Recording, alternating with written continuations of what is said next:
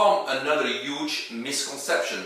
The one that says that germs cause disease. Well, I'm here to tell you that germs cannot cause disease. It's not the so-called germs or pathogens in our external environment that makes us ill.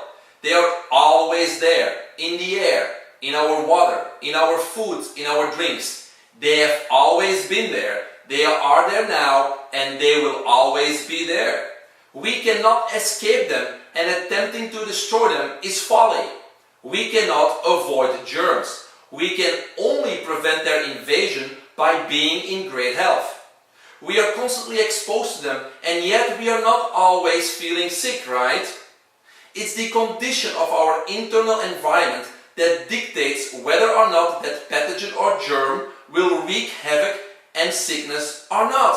When our body is in a state of good health, the pathogen is neutralized as fast as it enters the body or even prior to entering the body. For example, tonsils acting as guards, sneezing, etc.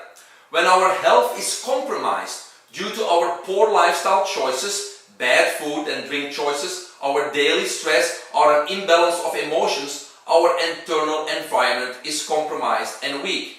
So, the war with the pathogen is then fought on the inside, not the outside. To illustrate this even further, yes, it's really important to grasp this truth, I'm going to use an analogy used by Michael Murray. Let's use New York as the setting, and let's imagine that garbage collectors didn't come and collect the piles of garbage in front of each apartment for weeks.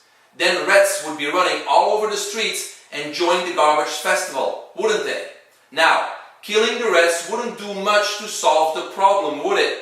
They would keep on coming from everywhere until the garbage was taken away, right? The rats are always in New York City.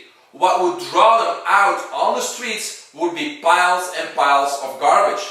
Let's translate that to our bodies. The germs or pathogens are always there in our external environment, and what draws them out and welcomes them are a pile of toxins in our body. In other words, a weak internal environment.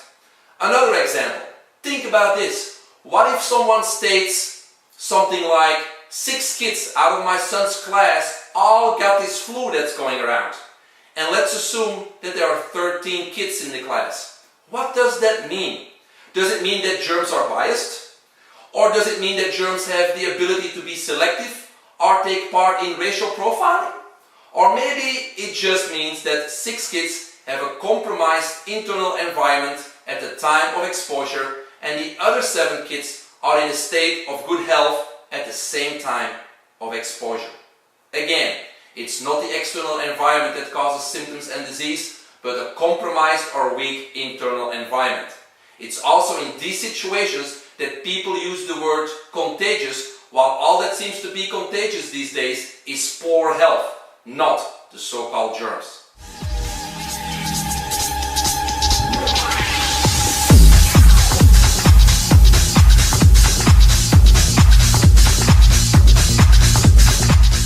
Choose health freedom.